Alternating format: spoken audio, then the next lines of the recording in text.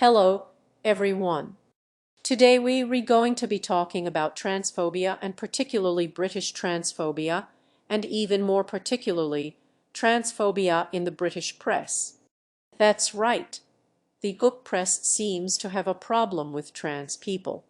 Now, the tabloid press obviously does, but since those papers are seemingly written by and for the absolute worst, most vile people ever to have existed on planet Earth, that's to be somewhat expected. No, today I'd like to talk about that bastion of fair-weather progressivism, The Guardian, which for all the blessedly non-British viewers out there, is our leading centre-left newspaper. Surely, The Guardian can be counted on to stand up for minority rights. A wrong person might say.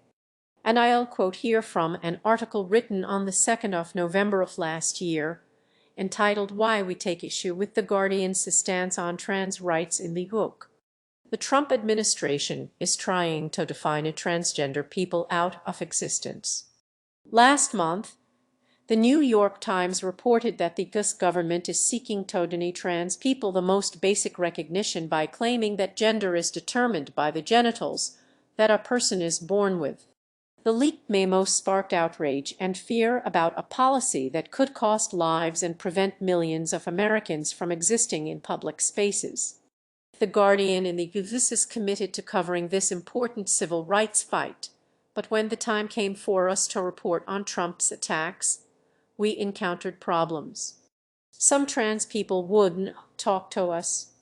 That's because days earlier, The Guardian published an editorial that we believe promoted transphobic viewpoints, including some of the same assertions about gender that us politicians are citing in their push to eliminate trans rights.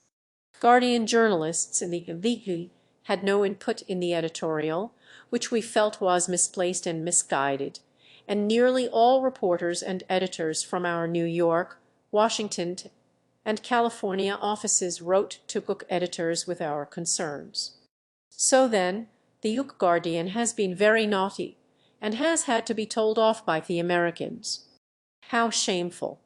Now, the editorial that inspired this response is from the 17th of October and is titled The Guardian View on the Gender Recognition Act Where Rights Collide, and is actually only one in a recent series of fairly rubbish, to put it lightly, articles about trans people from The Guardian. But we'll get to those in a little while. This particular article makes the case that, quote, transphobia must be opposed, but misogyny, too, must be challenged. Gender identity does not cancel out sex. Women's oppression by men has a physical basis, and to deny the relevance of biology when considering sexual inequality is a mistake. The struggle for women's empowerment is ongoing. Reproductive freedoms are under threat, and the Me Too campaign faces a backlash. Women's concerns about sharing dormitories or changing rooms with male-bodied people must be taken seriously. These are not just questions of safety, but of dignity and fairness. Now, we're going to talk more about this article later, so we won't dwell on it too much right now, but with regards to the argument that cis women's concerns about sharing spaces with trans women must be taken seriously, one possible line of response does immediately jump to mind, and that's historical comparison. Consider an article that, discussing desegregation, say, made the case that white people's concerns about sharing spaces with black people must be taken seriously, or responding to a gay rights issue with straight people's concerns about sharing spaces with gay people must be taken seriously. Now, I realize that there are people around today still making those arguments. I don't mean to make it seem like those issues are solely in the distant past, because they aren't. Anyone old enough to remember the don't tell debates in the United States might remember a fair bit of fear-mongering about gay people in showers and locker rooms, for instance. However, it is hard to imagine our liberal pals over at The Guardian making those kinds of arguments today. They would, in fact, rightly condemn any politician that made those remarks. So why do we see them making the same arguments with regards to trans people? Is there something unique about the current situation, or is the comparison there a valid one? And that's what we're going to be talking about today. Before we get to that, though I do make a few though, I just like things clay cleo coco coco coco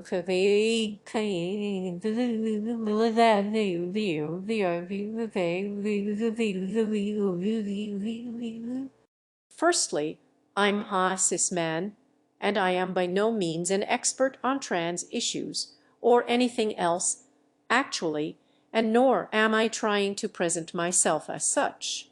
If I know anything at all, it's from listening to trans people, reading the things they've written, watching videos they've made, and talking to me trans friends, some of whom helped me write this video. Actually, what I am providing here is a platform and a voice. I'm not trying to speak for anyone or claim I'm some authority on anything, because I'm not. And I'll include a list of videos by trans people in the description of this video that cover similar topics to what I'm going to be discussing today, but better than I can. So go and check those out. My aim with this video is to reach out to some of me fellow cis folk who might have, unconsciously even, absorbed some transphobic rhetoric from the bigoted mess that is the British press, or anyone who might have encountered some of these concerns about trans people out in the wild. You know, the people who might watch me, but who haven't heard a trans person say these things before, is who I'm aiming this video at. Now, to understand the conversation surrounding the Guardian's concerns about gendered spaces, however, and to avoid getting lost somewhere later and having to double back, we're gonna have to start out with some basic concepts here. And so we'll begin by asking a simple question. What makes someone a particular gender? And there are a lot of bad answers to this question, so let's take a look at some of those. And first up is the most basic and crude of answers. What bits they've got? That's right, if you've got a penis and testicles, you're a man. If you've got a vagina and ovaries, you're a woman. So that's a direct one-to-one sex and gender correlation there. Nothing could be simpler than that, right? Now, my response to this genital-based answer is twofold. Firstly, it is particularly helpful. Speaking for myself here, but genitals tend not to come into play in the majority of me interactions with other people day to day, if you can believe such a thing. I don't know what kind of lives you're all leading, of course, but I'm personally not peeking down people's trousers to confirm what they've got in there. It's an inconsequential, unknown quantity. The vast majority of the time, anyway, and thus not much use to us. The other problem with this answer, in addition to it being unhelpful, is that it is actually true. Before we even talk about trans people or questions of self-identification, conflating gender with genitalia in an exclusively binary way simply doesn't work. And let's do a thought experiment here. Now, I personally have a penis, and you just gonna have to take me word for that, I'm afraid. Okay, so let's assume I have a penis. Say I'm out and about one day and get into some sort of unfortunate situation and it comes off, a car accident, say, or some sort of misjudged boast. So now we've no longer got a penis or testicles even, let's say. But that doesn't change me gender, does it? I'd still be a man, We wouldn't all start calling me she because of that, would we? I'd still identify as and present as a man. I wouldn't have grown ovaries or something. You hopefully see me point here. Accidents, injuries, diseases. There's plenty of reasons why someone might have to, for instance, have something removed. And if that's the something we were using to determine which binary gender they belong to, we kinda screwed there. Okay, so we'll leave that argument behind and we'll go on to the next level. So, someone might say in response, I acknowledge that what genitals someone has currently doesn't actually determine their gender, but what if we say it's what genitals someone was born with that determines your gender? Gender is still tied to genitals, just not necessarily your current genitals, you see. This is the worrisome definition that we saw the Asgardian staff be rightfully concerned about earlier. Now, this argument shares a problem with the previous one. This is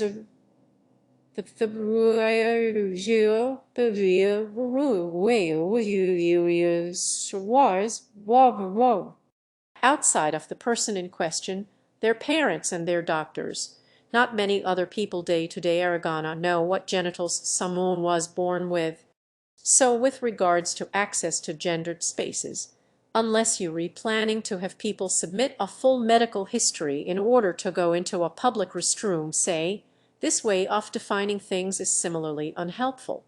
Another problem with this argument is that it completely ignores the experience of intersex people. Not everyone is born with sexual characteristics that neatly fall into one of two camps. There are some people born with ambiguous genitalia. There are people with both testicular and ovarian tissue. And on a genetic level, there are female people with chromosomes normally associated with being male, and vice versa. Now, obviously, this is a video talking about trans people and not intersex people, but I mention them here to show an example of another group of people who would be hurt by legislative attempts to define gender as a strictly biological, binary thing. Now, the response to mentioning intersex people is usually dismissive. You know well, there aren't many of those people, are there? Which is wrong for a start, because there's actually a lot more intersex people than you might expect. There's that fun statistic that estimates intersex people are about as common as people with red hair. Regardless, though it wouldn't matter if there was just one intersex person on the planet. It'd still be a valid way of being a person. Ignoring intersex people or trying to downplay their existence is, in our case, a way to enforce a binary system where one does not apply. Because here's the thing about binary systems. There's only two things. Not usually two things, but also the occasional other thing. You know, binary code is called that because there's just ones and zeros. There isn't like a 5 or an 8 from time to time, is there? I believe the model is a more accurate term when talking about sex. You know, there's two general peaks, but there's fuzzy edges and outliers and so on. This intentional ignorance with regards to intersex people, you know, thinking that humans are supposed to fall into one of two binary camps and that anyone who does is some sort of mistake who we can ignore for the sake of convenience, actually reminds me of the old creationist misunderstanding of evolution, oddly enough. As if there's some will that must be consciously designing humans to fit an ideal standard or something. Also, even if there were a practical way to use what genitals someone was born with to determine which gendered restroom they should go into today, efforts to enforce this rule would quickly lead to situations like the following. So, this chap here is Michael Hughes, a trans man from Minnesota. Now, in response to so-called bathroom bills designed to force people to only use facilities that match their assigned gender at birth, Michael Hughes posted a series of photographs of himself looking very out of place in the women's toilets. Now, this is ridiculous, clearly. Legislation designed to allay bigoted fears about, quote, men going into the ladies' toilets would lead to this guy having to go into the ladies' toilets. Because if he went into the men's, he could be arrested. He could, if he went into the BB. Are they now, this is a poorly thought out hypocrisy, clearly. However, there's a fair bit more to be said about trans men's restroom issues here. Issues I didn't really know about until I started writing this video, actually. It is easy to point to pictures of a big bearded tattooed guy in a woman's restroom and say, haha, there you go, transphobes. Your hysteria about trans women has led to this situation. How silly and hypocritical of you. And that can be fun, you know, pointing out hypocrisy often is. But we can find ourselves playing into a harmful narrative here, and it, so of masculinity being inherently dangerous. How we do public restrooms is often rather rubbish. There can be facilities in women's restrooms, say, places to dispose of menstrual products, or an adequate number of doored stalls for people who can urinate standing up, that often don't exist in the men's bathrooms.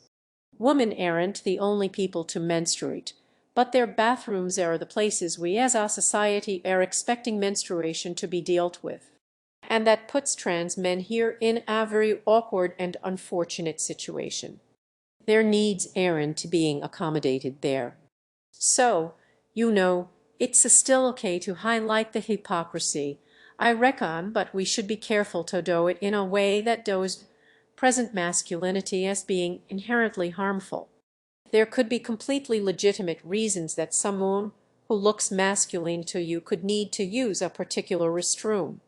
And this brings us to the next argument. Genitals are out. I think we can all agree, so let's consider what a particular person looks like to you. We can't usually see genitals, but we can see gendered clothing, makeup, fashion choices, jewelry, hairstyles, and so on. So someone might say, okay, well, if I reckon someone looks enough like me idea of what a particular gender should look like, then they recool to go into that gender's spaces. So you might say Michael Hughes gets to use the man's toilets because he looks like a man to me. I guess this is an example of what Philosophy Tube might call a your dad opinion right there. You know, it's an attempt at being reasonable that falls apart once you start to actually think about it. You see, the big issue with this line of thinking is that it's so subjective. Each person's understanding of what a particular gender looks like is unique to them, to some extent, anyway, and it also varies culture to culture and over time within those cultures. In certain places and times in history, for instance, a woman wearing trousers would be considered a ludicrous, ridiculous thing, whereas today, in the West, it's a completely normal, uninteresting thing. You know, being objective is an impossible task here. Any imagined attempt to lock in a single society-wide idea of what a particular gender looks like would quickly fall full of changing fashions and gender roles. Denying access to gendered spaces based on what amounts to fashion choices would, in effect, be by proxy legislating what clothes people of particular genders are allowed to wear, which seems like kind of a step backwards there. The inescapably subjective nature of this way of determining gender doesn't just hurt trans people either. There's all kinds of folks out there with all kinds of body shapes and haircuts and fashions who should have to deal with the indignity of some random twerp deciding they don't look right and kicking up a fuss. And there's various news stories I could mention here. A Connecticut cis woman was mistaken for a trans woman in a Walmart bathroom and was then verbally abused. This then verbal was tell why through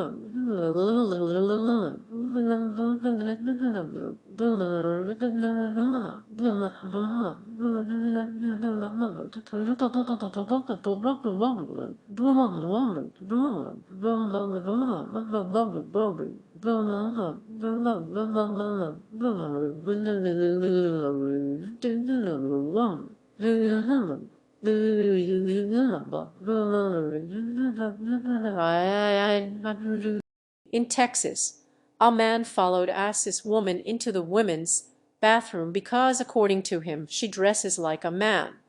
You know, a man following a woman into the women's toilets because he's concerned about men going into the women's toilets. That makes sense, doesn't it? In Florida, of course, Ass's grandmother was mistaken as trans and accidentally jailed in an all-male prison. And I say mistaken there, but it appears from reading that news story to be a case of someone being deliberately mistaken in order to hurt someone else. Sort of weaponized misgendering there, which is something we need to be concerned about happening clearly.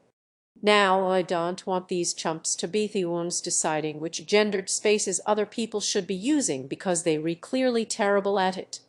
However, if we say that judging people based on genitals comes with a ton of problems and judging people based on appearances comes with a ton of problems, how were we supposed to determine what gender someone is with regards to them accessing gendered spaces? All our answers thus far have been flawed. Well, how about we consider going by what they tell you they are? You know, consider respecting what you retold when someone tells you what gender they are. Now, this is me actual opinion of what is both the correct and most sensible thing to do, for the record, but let's have a talk about it all the same. So, the question of self-identification has been discussed a fair bit in the book of late. There was recently a consultation on possible reforms that could be made to the Gender Recognition Act of 2004.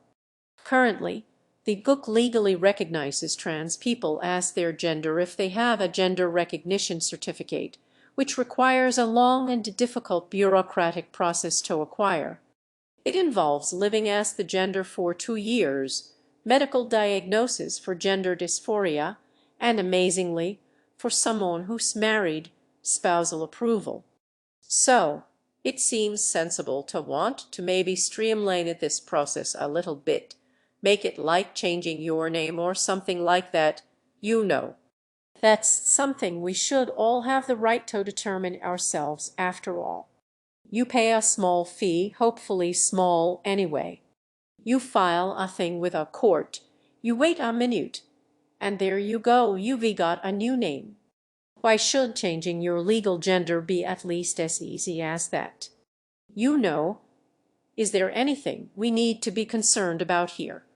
That's the segue into the concerns section of me video, folks. And for examples of said concerns, we gonna take a look at those Guardian articles here. First off, on the 14th of October of last year, The Guardian published an article titled "Women's Groups Claim Silencing on Transgender Concerns." So, here we are then. Here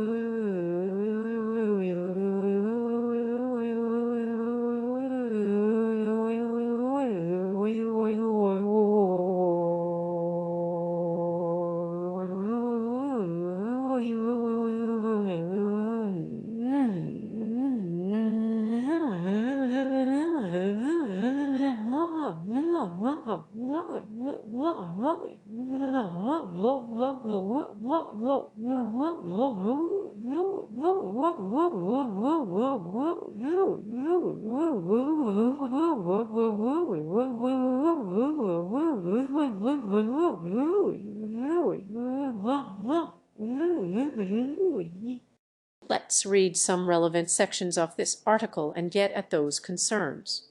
Nearly 200 prominent figures have signed an open letter raising concerns that public and private bodies are helping close down discussion about government plans and make it easier for trans people to have their preferred gender legally recognized.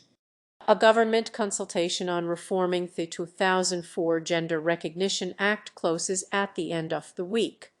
When she launched it last month, the Minister for Women and Equality, Penny Mordaunt, said the government particularly wanted to hear from women's groups who we know have expressed some concerns about the implications of our proposals. But according to the letter's signatories, there have been a series of attempts to close down discussion among women about grey reform. Those campaigning for greater transgender rights say that the reforms to the Act are long overdue. But Women's Place has a number of concerns, including how they might affect women-only spaces. The group calls for a respectful and evidence-based discussion about the impact of the proposed changes. So, okay, this article, despite having transgender concerns in the title and mentioning them several times, doesn't actually contain any of those concerns. It just alludes to the fact that there are concerns that exist without saying exactly what they are, and this should be a red flag. But let's leave that there for a moment and move on to the next article, from the 17th of October, 3 days after the previous article. And this is Transgender Law Reform Has Overlooked Women's Rights, SAMPS. So perhaps we'll find our concerns in here. Senior MPs have called on the government to reconsider plans to make it easier for trans people to have their preferred gender legally recognized to ensure the reforms are not detrimental to women's rights. Detrimental how, you might be wondering. Well, this article doesn't say. Them for Luz, who sat on the inquiry, said she was writing to the Minister for Women and Equality, Penny Mordaunt, to ask her to extend the consultation on the Gender Recognition Act to ensure that women's voices were heard. What were those women's voices saying? Something, presumably, but we're not gonna say here. She said MPs should have more time to assess the concerns of women's groups about the changes, such as how they might affect women-only spaces. And how exactly are they going to affect the woman-only spaces? Again, we're not gonna say. I think it's a fair comment that women's groups do not feel that they've had their voice heard. And what are they saying? Oh, we don't know. Do you see the pattern here? Nowhere in either of these articles, which are not news articles. By the way, they reproxy opinion pieces written by transphobes using The Guardian as a mouthpiece. Nowhere in these articles are these supposedly very important concerns just like said. These are articles about the fact that concerns exist that don't mention what they are. And we have to wonder, why not? You know, if I had a lot of very important concerns, and also the ear of a national newspaper, I'd be using that platform to get those concerns out there. You know, nobody will let me express me concerns, I said to the reporter who reported it in the national newspaper. This doesn't make sense on the surface.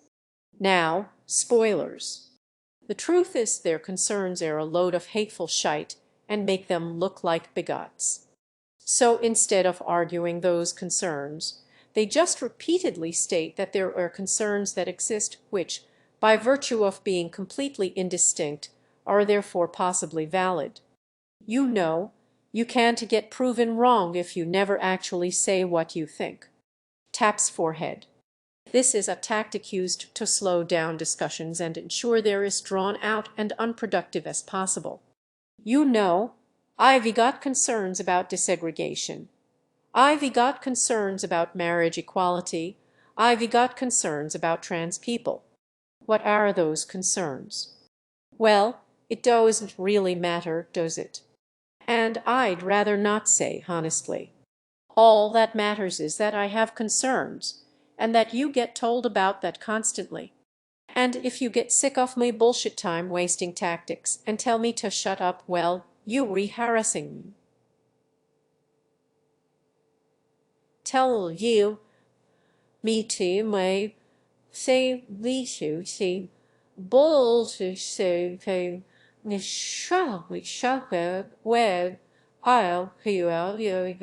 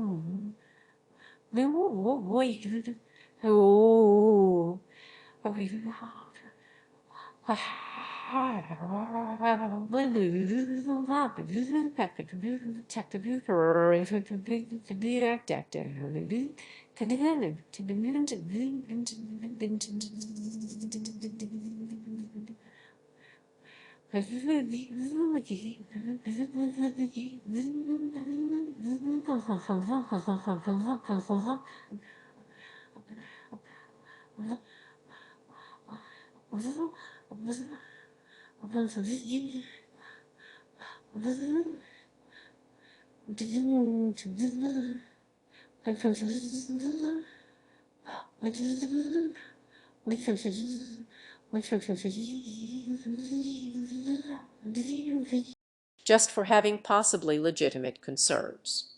And you know, I was just about to say me concerns as well, but then I got harassed.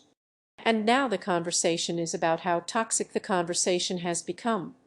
That should kill 15 minutes. Filibuster bigotry, this is. Now, the closest the Guardian comes to stating an actual concern comes in the When Rights Collide article that earned them a scolding from their Rus colleagues.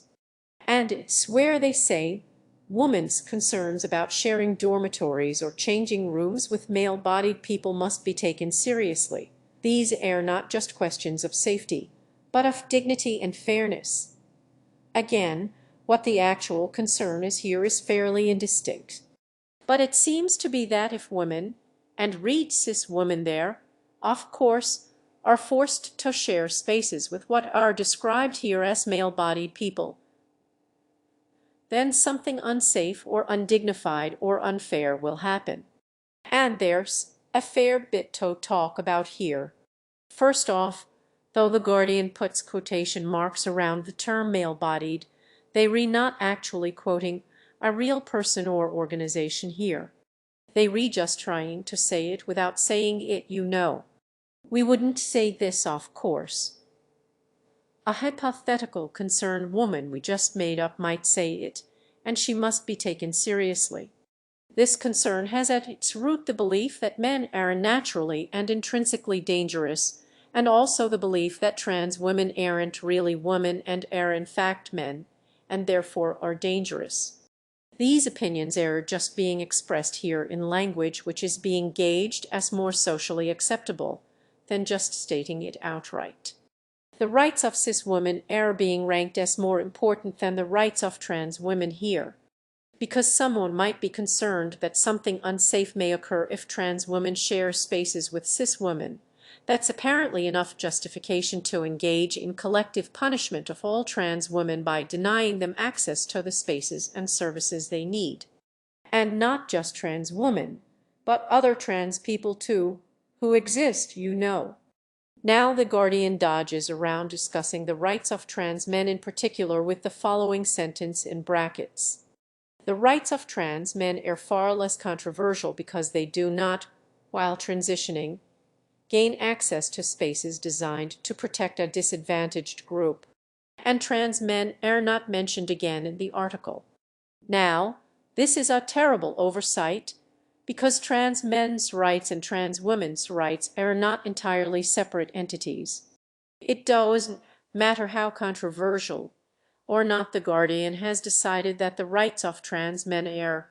They will be equally affected by any proposed changes to laws relating to gender identity. Also, there's something else to be mentioned here.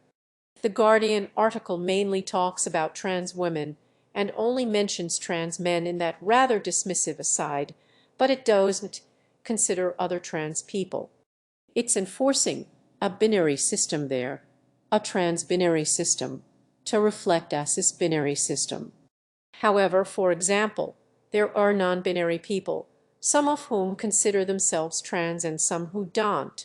I understand, but all of whom would also be hurt by any new law designed to hurt trans women specifically.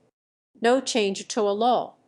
Another concern possibly alluded to in The Guardian with the phrase questions of safety there is the idea that if we allow people to legally self-identify their gender, certain cis men will start deceptively declaring themselves trans in order to go into women's spaces, and then go on to sexually harass or assault someone or something. It means any man who says he is a woman can enter a woman's locker room, dressing room, or bathroom at any time. Even convicted sex offenders. And I've seen this brought up a few times in conversations about bathroom bills in the States, and it's never made much sense to me. Firstly, there are already laws against harassing or assaulting someone, and I doubt that any criminal who is willing to risk breaking those is going to be all that put off by the comparatively minor crime of using the wrong bathroom. It does to seem very realistic. Does it? Secondly, even if there was a creepy guy planning to use gender identity deceptively in order to access women's spaces, he could do so no matter what the laws relating to gender identity actually were. Consider a society which determines access to gendered spaces by genitals, for instance. A creepy cis guy there could simply go into the women's bathroom and say, again, unless you're planning to have a doctor checking medical records posted outside the door of every toilet, there will be no way to know. Also, we don't even have to consider trans people at all here. We can simply imagine a cis man who declares himself to not be a trans woman, but a cis woman, and then going into a woman's restroom and doing whatever creepy thing. That is a possibility regardless of what the laws are. Not that anyone who is sneaking into toilets to do creepy things is concerned about breaking laws either way, of course. You know, any extra used the wrong bathroom charge is going to appear inconsequential next to the charge for whatever creepy thing they were doing that got them arrested in the first place. So, considering all that, I don't think this concern makes much sense personally. The theoretical possibility of someone being harmed is being used here as a tactic to halt action, even though the way in which they would be harmed is already illegal and entirely possible regardless of any proposed changes to the law. And we can counter it by hypothesizing the opposite. Consider a trans woman who is prevented from entering a gendered space, like a woman's shelter or something, and then suffers abuse or harm because of that. That's entirely possible, isn't it? And it seems a lot more likely than our imagined creepy trickster, to be honest. I'd like to consider a variant of the trolley problem here. We all know that, right? There's a runaway trolley moving towards some people tied up on the tracks. You standing next to a lever that can divert the train onto a track with one person on it. Do you pull the lever? And then follows a philosophical conversation about one's responsibility to reduce harm, and so on. So, here's me variant. Consider a trolley that's moving towards some people tied up on the tracks. You standing next to a lever that can divert the train onto an empty track with no one on it. Now, pulling the lever seems like the sensible option, obviously. However, before you can pull the lever, someone comes up to you and says, "Hold up there a second. I've got some concerns about your course of action. What if we divert the train onto the empty track, but then afterwards, down the line, a murderer pushes someone in front of it?" Now, that is a possibility there. That's a theoretical possibility of harm as an indirect result of your actions, to some extent, no matter how well-intentioned your actions were. Now, this concerned citizen would say, "I have nothing against those people tied up on the tracks. I don't want them hurt. I just want to have a conversation. I want to make sure we fully consider all options here. I want to ensure all voices are listened to. Every concern must be heard." You know, at which point the trolley has long run over the people on the other track because of their delaying tactics. You can't stop the trolley of reality. Delaying or even rolling back trans rights ensures people are definitely going to get hurt. And they real, not theoretical people who will definitely, not maybe, be hurt by a direct, not indirect, result of your actions because of you, not an imagined, ill-intentioned criminal we had to cynically invent in order to make the logical and sensible cause of action seem more dangerous than it actually is. So, it's about time for me to wrap up here, but I'd like to mention a few things before I go. Firstly, what we've done today is not, I feel I should mention, prove trans people are valid by some sort of logical process. The purpose of going through these arguments was to prove that the arguments were flawed, not to pass some sort of moral judgment. You should respect trans people even if you disagree with everything I've said today. So there's that. And next up, I've avoided talking about what lies behind all of the delaying tactics, concern trolling, and vague euphemisms. And that's outright hateful bigotry, which exists and is happening. Beyond the day-to-day, individual-level harassment that trans people have to deal with, there are organized groups working on campaigns aimed at making their lives harder on a larger scale. In Liverpool, where I live, there was a campaign to put up a bunch of penis stickers for some reason. Images were also shared on Twitter of these stickers being put on the sign for a Scottish feminist organization, Topshop, for some reason, and also above the sign for Stonewall, which is an charity with the slogan "Acceptance without exception." And that's a revealing contrast of slogans there. The transphobe community in the UK has recently found something of a champion in comedy writer Graham Linehan, who we wanted well on personally here because he frankly isn't worth the time. I mention him only because he provides a good example of how organized transphobic hatred in the cook can have real damaging effects. There's a cook charity called Mermaids that, among other things, provides support for young trans people and their families. It does important work and was recognized for that recently by being awarded a grant from the UK's Big Lottery Fund. Now, Graham Linehan wasn't too happy about that, apparently, because he took to Mumsnet to complain about it and encouraged that community to write to the big lottery fund in an effort to have their grant rescinded. In response to this, the big lottery fund decided to undertake a review. The grant, and it's unclear at this time whether the Mermaids grant will still be awarded, though I, of course, hope it will be. Now, this sort of terrible thing, campaigning to defund the children's charity, is what lies behind all of the bullshit concern trolling. And speaking just as a Cook resident at US, I am disgusted that this sort of thing is going on in me country. It's a shameful, completely.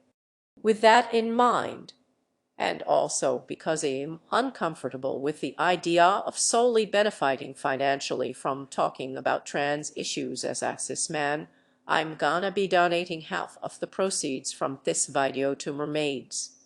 I'll be making that donation in around 4 weeks' time, in early February, once everything's been processed and I can get an exact amount for how much this video made. I'll also put a link to their website below if you feel like donating yourself, to spite all of those horrible people trying to get their funding pulled, and also to help the kids. US. So best case scenario is Mermaids hopefully still get the grant, and they also get a little extra on top from it. Let's show all the transphobes out there that we are capable of caring more than they do. Thanks a lot for watching, folks. And thank you in particular today to the kind people who proofread this script for me and provided very useful notes. If I said anything clever in here at all, you can probably safely assume it was a suggestion from one of them. Thanks, as always, to all of me supporters over on Patreon. Now then, there was a bit of an issue with the credits of the first version of this video. I usually release an early version of a video for patrons, you see. Anyway, the credits were messed up on that one, and we left some people out. Now hopefully that issue has been fixed for this version, and everyone who should be in the credits should now be in the credits. So crisis averted, hopefully. And if you'd like to check out me Patreon and possibly be witness to future errors I make, I'll put a link below. There's also links to me Twitter and Curious Cat accounts if you'd like to give me a follow or ask me a question.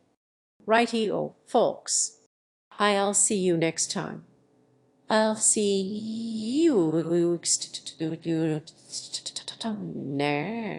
time.